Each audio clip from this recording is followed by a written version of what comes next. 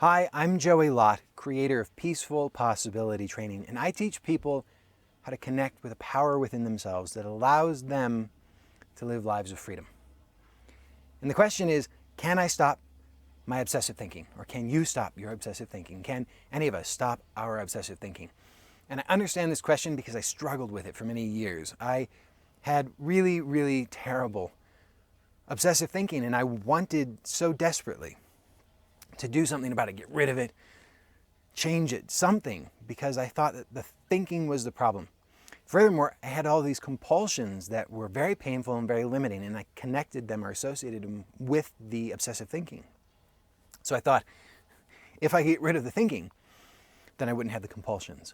Then my life would be better. Then my life would be free. So I understand this question and the motivation behind it. And what I came to find out, finally, is that I don't think it's possible to change or get rid of the obsessive thinking, at least not directly, short of perhaps inflicting brain damage, which doesn't sound like a very good idea. So instead, I have some really good news though, which is that I discovered that it's possible to transform the relationship to thought so that it's possible to live a life of freedom. So instead of fighting with the thought, instead of imagining that the thought has power over me, I get to allow the thought to be here and allow that thought to just pass right through me. And this is a really wonderful, in my experience, a really wonderful way to live. So liberating and joyful, because now I don't have to struggle with thinking any longer. Thoughts are welcome to be here. Even the most horrific thought imaginable, it's allowed to be here. And this relationship to thought completely transformed my whole life. And I've seen this transform other people's lives in my work with them. So I do know that this is a powerful way in which to change one's relationship to thought.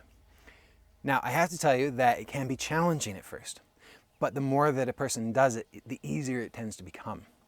And eventually, this establishes a new habit that is so wonderful. It's a really wonderful experience of life that it becomes self-reinforcing, because then it feels good. So we want to do more of it.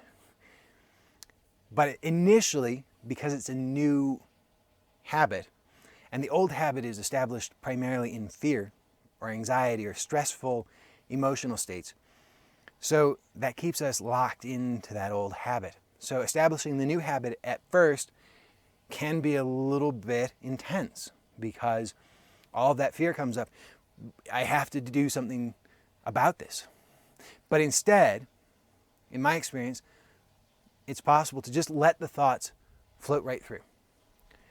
And not to try to get rid of them, not float through like I'm pushing them out, but just allow them to be here for as long as they're here without any resistance, and then allow them to move on when it's time for them to move on, without caring.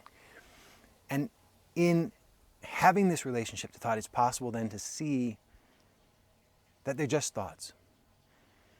And to some degree, we already know that.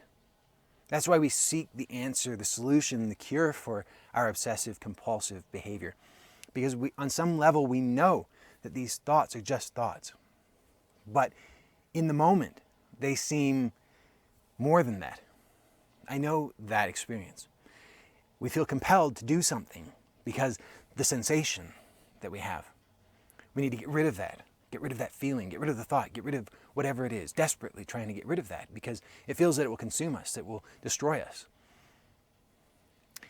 But what I'm suggesting is that that is the conflict between the natural impulse within ourselves, which is to be at rest and be at peace in all of life, and that habit of stress that has been established. And so that conflict gets created. And in my experience, the only way through that is to allow that natural habit of peace to flourish. by not reinforcing the old habit of stress. So the old habit of stress reinforces itself partially by fixation on the obsessive thinking. Any kind of fixation, including trying to get rid of it, trying to deny it, trying to suppress it, trying to ignore it. But the thought wants to be here. So simply allow the thought to be here. And see it for what it is, which is simply a thought. And there's a wonderful transformation that takes place, because in that, then there's almost an ecstatic quality when you see your inherent power and you see the actual nature of thought. Then it's almost blissful. So that is my answer about, is it possible to stop obsessive thinking? No, it's not, but it's possible to transform it into a whole new experience that is really wonderful. So I'd love to hear from you. Please feel free to contact me. And until next time, trust that peace is possible for you.